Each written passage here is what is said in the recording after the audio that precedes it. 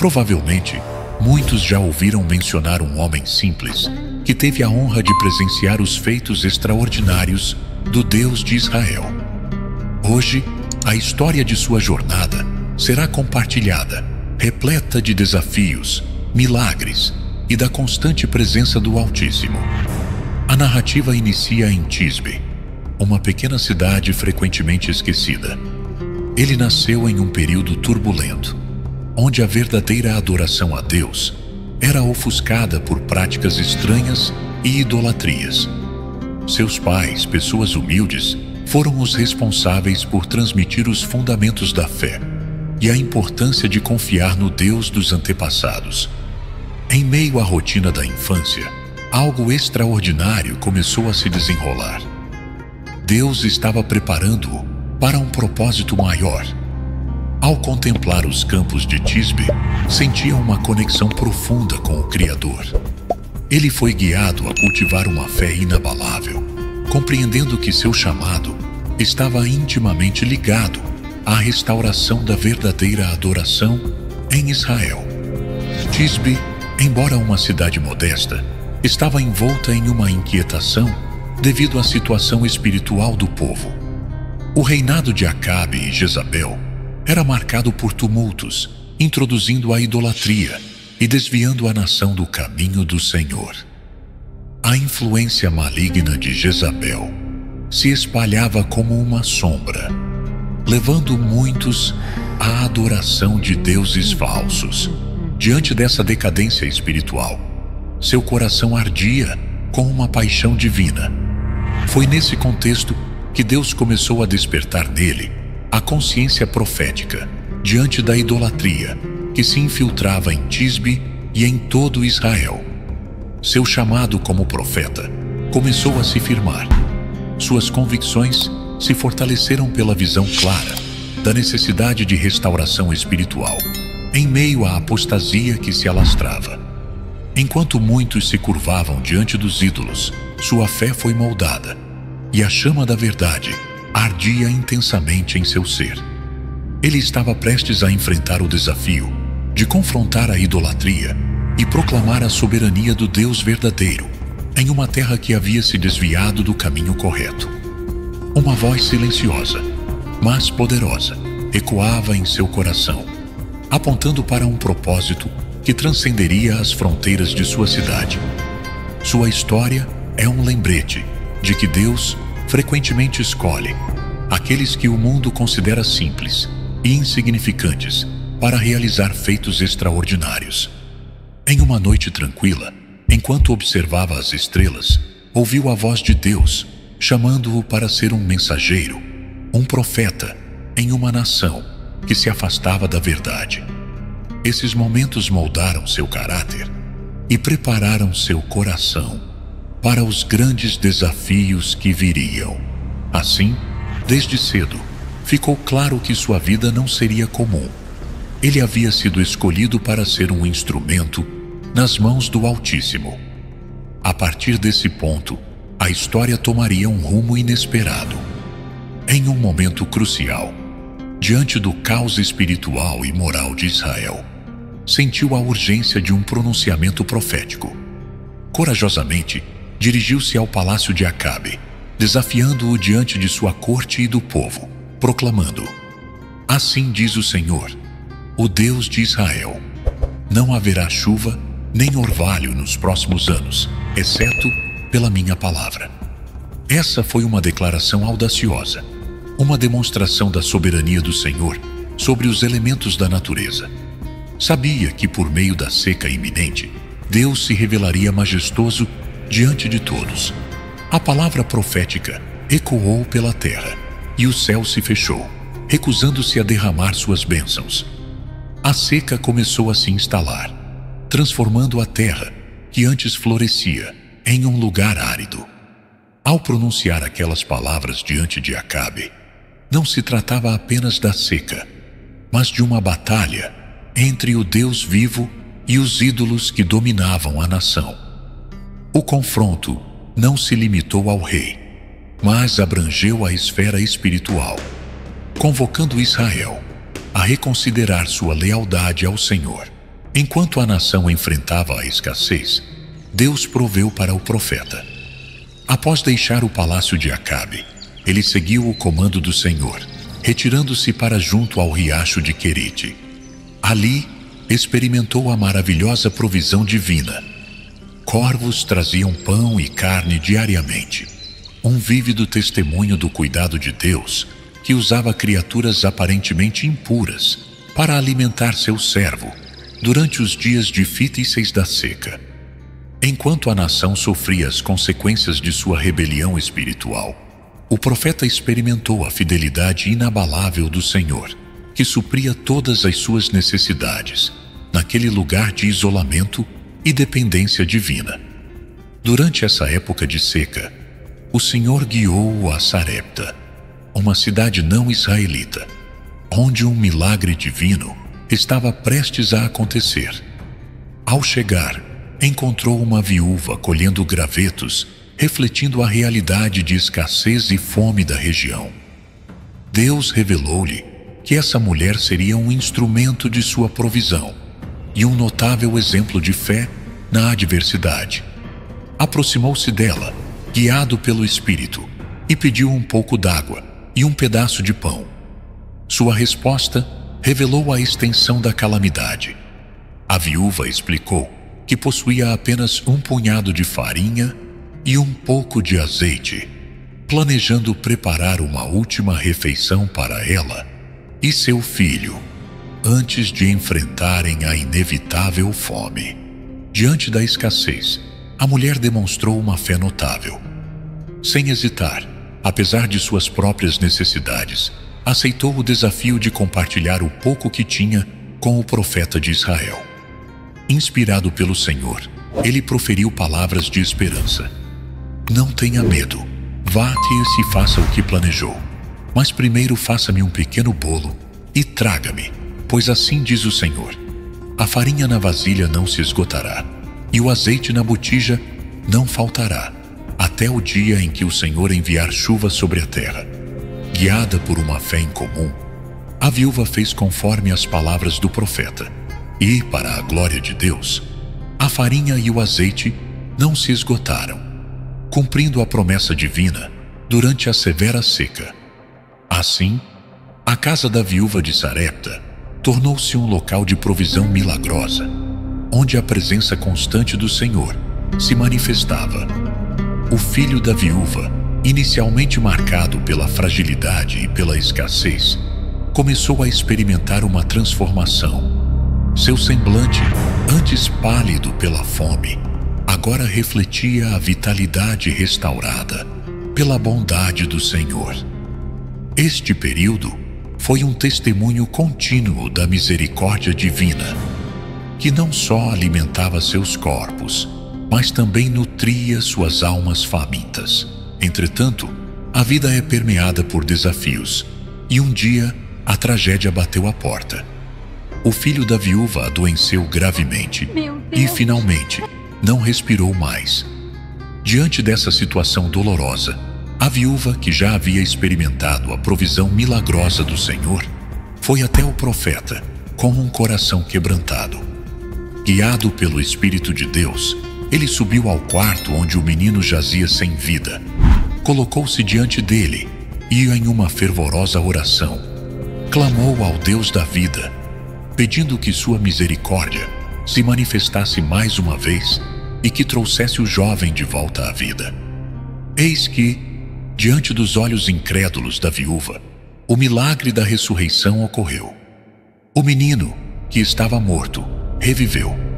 Seus olhos, outrora cerrados pela morte, se abriram para testemunhar o poder sobrenatural do Deus a quem servia. A alegria que encheu aquela casa era indescritível. Este milagre não apenas restaurou a vida ao filho da viúva, mas também fortaleceu ainda mais sua fé. Ela, que já acreditava na promessa de provisão, agora viu a morte ser revertida diante de seus olhos. Seu testemunho tornou-se uma luz brilhante, proclamando a grandeza do Senhor, não apenas em tempos de fartura, mas também nas sombras da morte.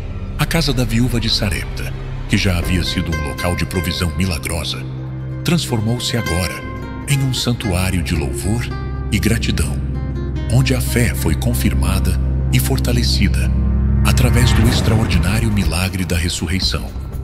Este evento repercutiu por toda a região, proclamando que o Deus de Israel é Senhor sobre a vida e a morte. A notícia dos acontecimentos chegou aos ouvidos do rei. Acabe, influenciado por Jezabel e mergulhado na idolatria, se encontrou diante de um profeta decidido a provar que somente o Deus de Israel é digno de adoração. Foi então que ocorreu o grande confronto no Monte Carmelo, um momento crucial onde a verdadeira soberania divina seria manifestada diante do povo de Israel. Diante de uma multidão ansiosa e dos profetas de Baal, o profeta desafiou Acabe a reunir seu povo e os profetas para um confronto de proporções divinas. O desafio era simples, mas profundo: construir 2 altares, um para Baal e outro para o Senhor. O Deus que respondesse com fogo consumidor seria reconhecido como o verdadeiro Deus de Israel. O rei Acabe, ciente das apostas elevadas, aceitou o desafio. Assim, no Monte Carmelo, foram erguidos 2 altares diante da expectante congregação. Este momento era mais do que uma disputa entre 2 profetas. Era uma batalha espiritual entre a fidelidade ao Deus verdadeiro e a sedução dos ídolos. Antes de iniciar o desafio, o profeta determinou reconstruir o altar do Senhor, que estava em ruínas. Este ato tinha um simbolismo profundo. Reconstruir o altar não era apenas restaurar uma estrutura física, mas um chamado para o povo de Israel restaurar sua aliança com o Deus que os havia libertado do Egito. Com 12 pedras, representando as 12 tribos de Israel, ele ergueu um altar ao Senhor e cavou uma trincheira ao redor dele, preparando os sacrifícios.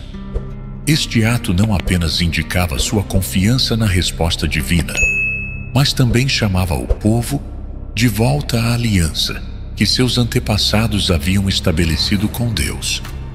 Enquanto os profetas de Baal dançavam e clamavam em vão por seu Deus, ele orou ao Deus de Abraão, Isaque e Jacó.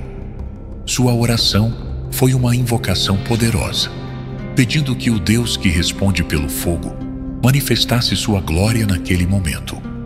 A resposta veio como uma torrente de fogo celestial, consumindo o holocausto, as pedras do altar e até mesmo a água na trincheira ao redor. A manifestação do fogo divino não era apenas um espetáculo visual, era a presença tangível de Deus no meio do seu povo. A chama que queimou no Monte Carmelo foi mais do que um sinal. Era a resposta sobrenatural ao desafio proposto.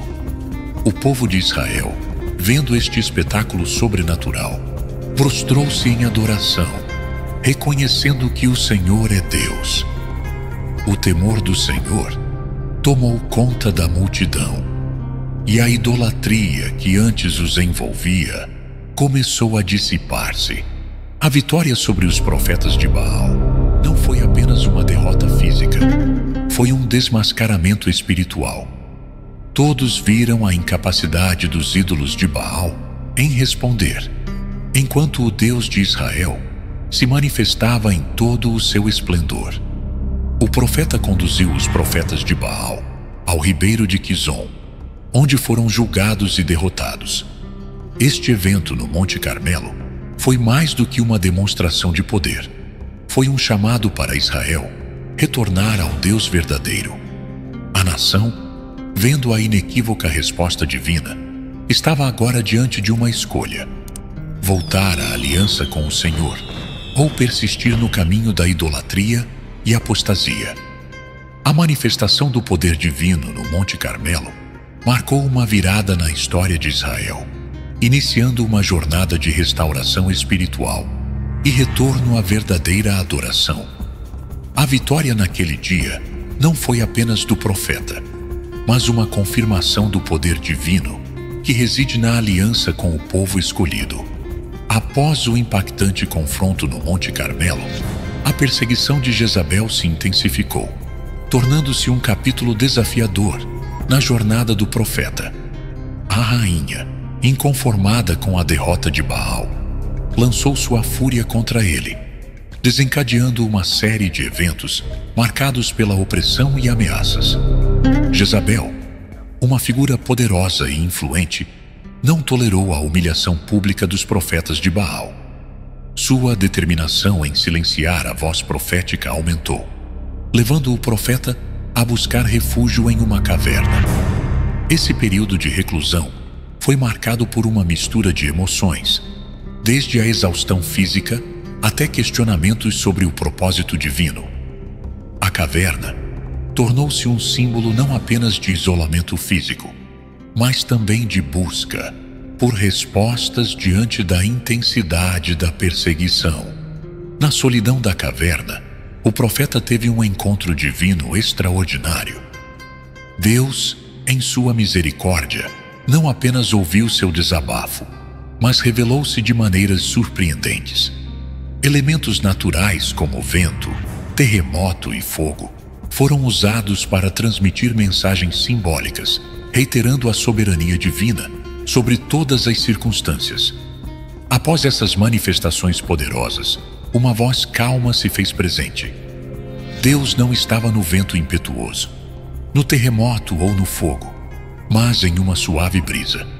Essa representação destacou não apenas a transcendência de Deus sobre a criação, mas também sua proximidade e capacidade de se comunicar conosco em meio às nossas lutas.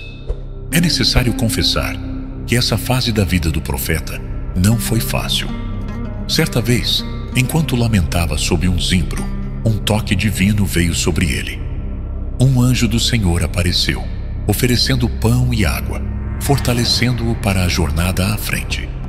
Esse momento de cuidado divino não apenas supriu suas necessidades físicas, mas também renovou sua fé e determinação.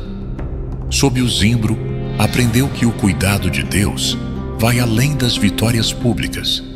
Ele se importa não apenas com o profeta, que enfrenta multidões no Monte Carmelo, mas também com o homem cansado e desanimado, que busca refúgio na solidão do deserto.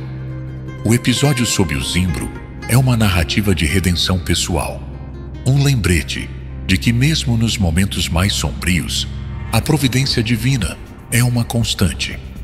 Ali, compreendeu que a jornada profética não é feita apenas de triunfos espetaculares, mas também de momentos íntimos, de restauração e renovação.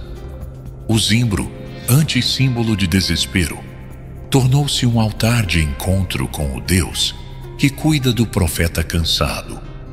Sua história, marcada por sucessos e desafios, encontrou equilíbrio e significado na sombra acolhedora do zimbro, onde experimentou o toque divino que o capacitou para o que estava por vir. Em busca de um entendimento mais profundo, ele conduziu sua jornada ao Monte Horebe, onde Moisés havia experimentado a proximidade de Deus.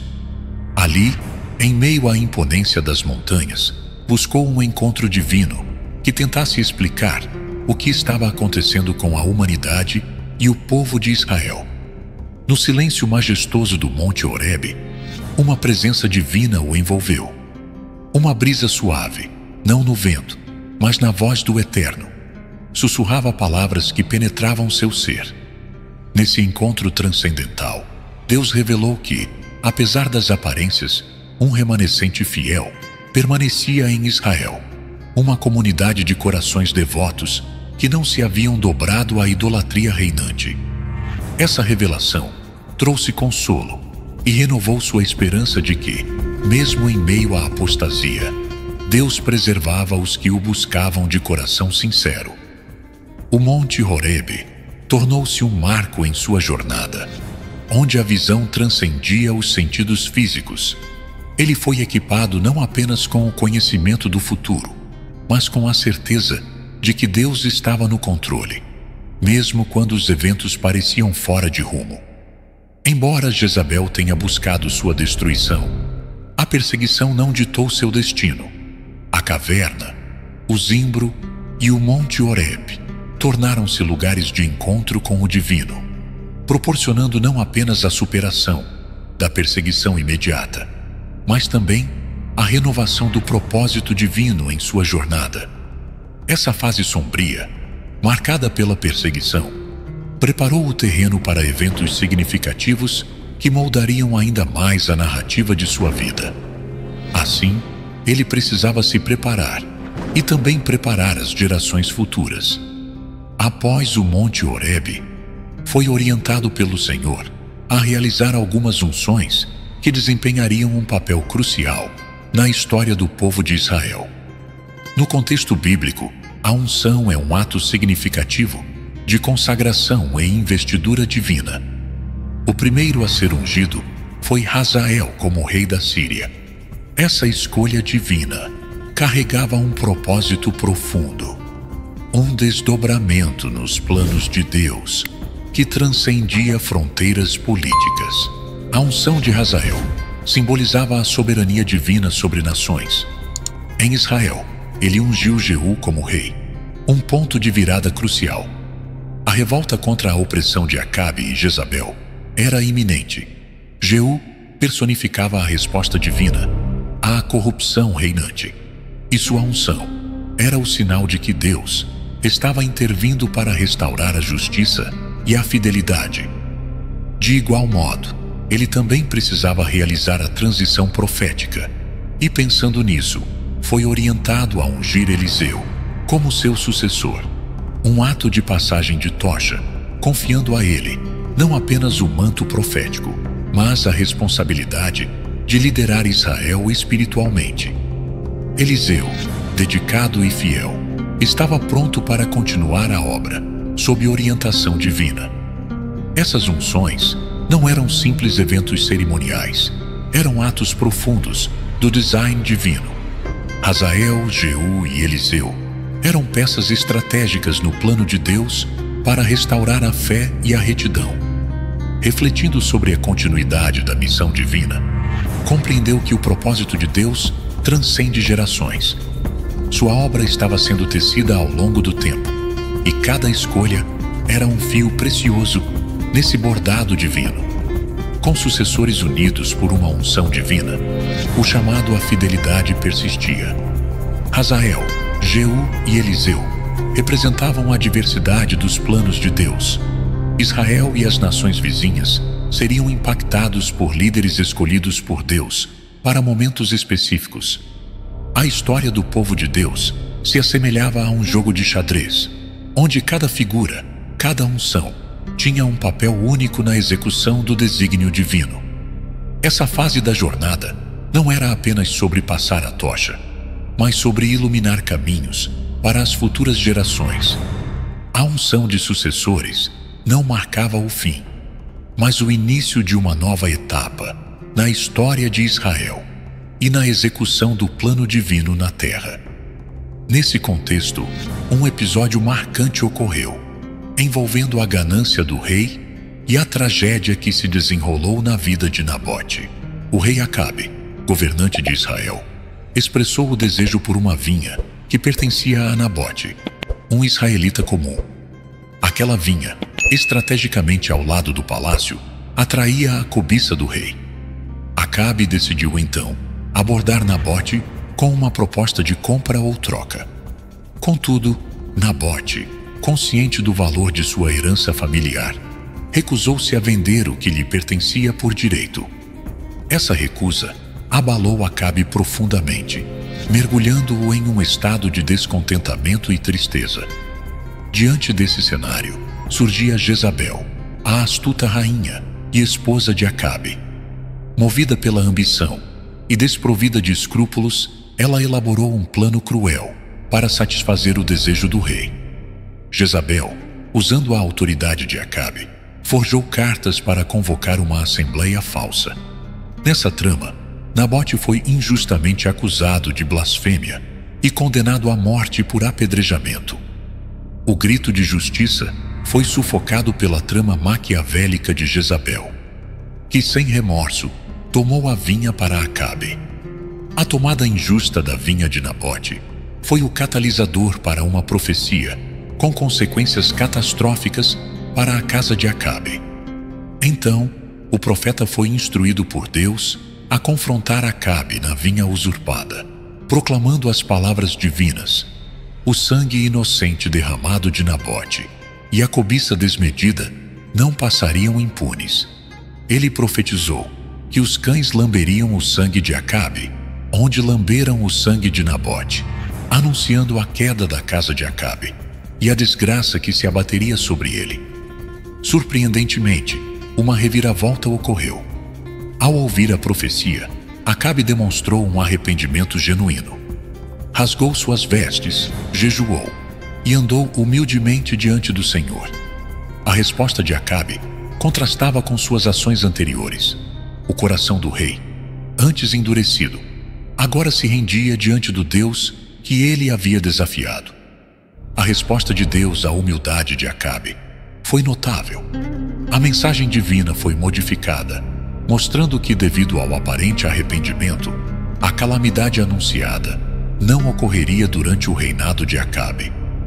A misericórdia divina se manifestava, revelando que um coração contrito e arrependido poderia alterar o curso da justiça divina. O confronto com Acabe não apenas expôs a gravidade do pecado, mas também destacou o poder transformador do arrependimento. Acabe, um rei manchado pela cobiça, encontrou uma brecha para a misericórdia divina por meio de sua atitude humilde e contrita. Essa história ressalta que, mesmo nas sombras do erro, a luz do arrependimento pode brilhar, trazendo consigo a promessa da restauração divina. Tempos depois, chegou o momento em que a jornada terrena do profeta atingiu seu ápice. Após desafios, triunfos e até mesmo perseguições, uma cena celestial desdobrou-se diante dos olhos de Eliseu e dos observadores à distância. Um redemoinho de fogo o envolveu, manifestando a majestade da transição iminente. As chamas ardentes subiam, formando uma conexão visível entre o terreno e o celestial. A ascensão não foi meramente um espetáculo visual, mas uma representação simbólica de uma transição divina. O fogo, com sua pureza e poder, não consumiu, mas transformou. O redemoinho, com sua força irresistível, retratou o transcendental, indicando que a jornada terrena do profeta estava prestes a se conectar com algo além da compreensão humana. Enquanto o redemoinho se elevava aos céus, um silêncio tomou conta. O choque silencioso entre o natural e o sobrenatural era palpável. Eliseu, seu fiel companheiro, observava maravilhado e atônito.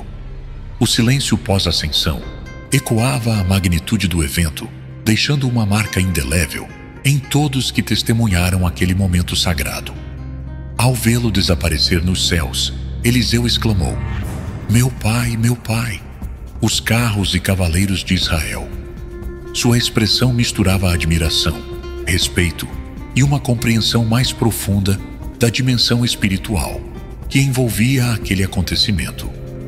Os carros e cavaleiros de Israel refletiam não apenas a ausência física do profeta, mas a continuidade da obra divina na terra. No processo da ascensão, seu manto caiu, descendo à terra. Este símbolo não era apenas uma peça de roupa, mas uma herança espiritual que carregava a unção e a missão profética.